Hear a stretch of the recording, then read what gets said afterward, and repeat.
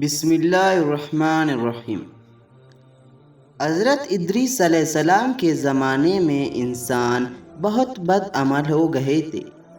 فرشتوں نے بارگاہ الہی میں عرض کیا کہ مولا، انسان بہت بدکار ہے اور یہ خلافت کے لائق نہیں ہے، انہیں معزول کر دیا جائے یا کم از کم خلیفہ یہ رہے اور وزیر ہم، تاکہ ہم ان کے بگڑے کام سنبھال لے۔ حکم ربی ہوا، اچھا تم اپنی جماعت میں سے اعلیٰ درجے کے پرہیزگار فرشتے چاند لو، ان کو غصہ اور شہوت دے دیتے ہیں، پھر امتحان ہو جائے گا۔ چنانچہ ہاروت اور ماروت، جو بڑے ہی عبادت گزار فرشتے تھے، انتخاب میں آ گئے۔ حق تعالیٰ نے ان کو یہ چیزیں یعنی غصہ اور شہوت دے کر شہر بابل میں اتار دیا اور فرمایا کہ تم قاضی بن کر لوگوں کا فیصلہ کیا کرو اور روزانہ اسم اعظم کے ذریعے شام کو آسمان پر آ جایا کرو۔ یہ دونوں 1 مہینہ تک ایسے ہی آتے جاتے رہے۔ اتنے عرصے میں ان کا عدل و انصاف کا عام چرچا ہو گیا اور بہت مقدمے ان کے پاس آنے لگے۔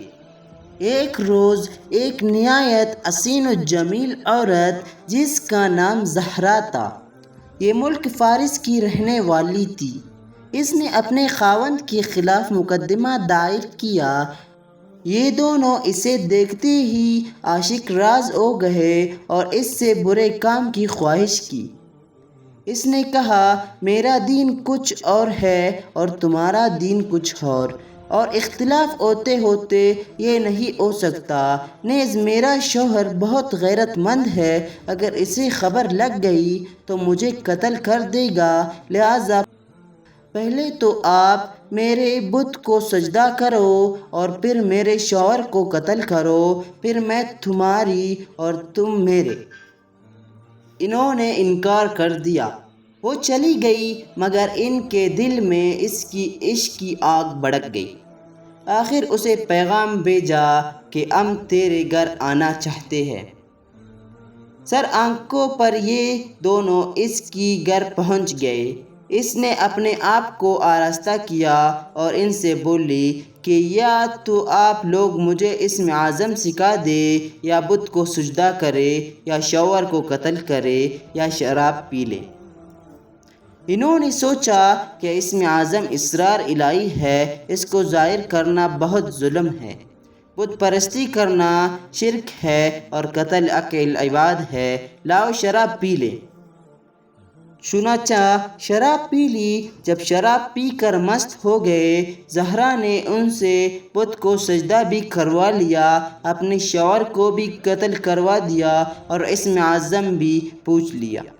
زہرا تو اسم اعظم پڑھ کر صورت بدل کر آسمان پہنچ گئی۔ حق تعالیٰ نے اس کی روح کو زہرہ ستارہ سے منتقل کیا اور اس کی شکل زہرہ ستارہ کی طرح ہو گئی۔ جب ان کا نشا اترا تو یہ اسم اعظم بھول چکے تھے اور اپنے کیے نادم پر شرمندہ تھے۔ حق تعالیٰ نے فرشتوں سے فرمایا کہ انسان میری تجلی سے دور رہتا ہے۔ یہ دونوں شام کو حاضر بارگاہ ہوتے تھے، پھر بھی شہوت سے مغلوب ہو کر کچھ کر بیٹھے۔ اگر انسان سے گناہ سرزد ہو تو کیا تعجب ہے۔ تمام فرشتوں نے اپنی خطا کا اقرار کیا اور زمین والوں پر بجائے لعن طعن کرنے کے ان کے لیے دعائے مغفرت کرنے لگی۔ پھر یہ دونوں حضرت ادریس علیہ السلام کی بارگاہ میں حاضر ہوئے اور شفاعت کے طالب ہوئے۔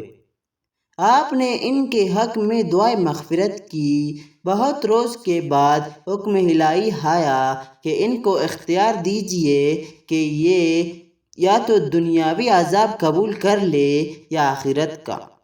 حضرت ادریس علیہ السلام نے انہیں حکم الہی پہنچایا۔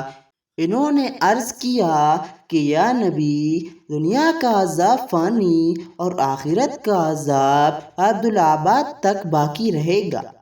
ہم کو دنیاوی عذاب منظور ہے، چنانچہ حق تعالی نے فرشتوں کو حکم دیا کہ ان دونوں کو لوہے کی زنجیروں میں جگڑ کر بابل کے کنویں میں اوندا لٹکا دے۔ اس کنویں میں آگ بھڑک رہی ہے اور یہ لٹکے ہوئے ہے۔ فرشتے باری باری سے ہر وقت ان کو کوڑے مارتے ہیں۔ سخت پیاس سے ان کی زبانیں باہر لٹکی ہوئی ہے۔ یہ عذاب قیامت تک ایسا ہی شدید رہنے والا ہے۔ تو دوستو، اگر یہ ویڈیو پسند آ گئی ہو تو ویڈیو کو سبسکرائب کریں اور بیل آئیکن کو ضرور دبائیں۔ شکریہ۔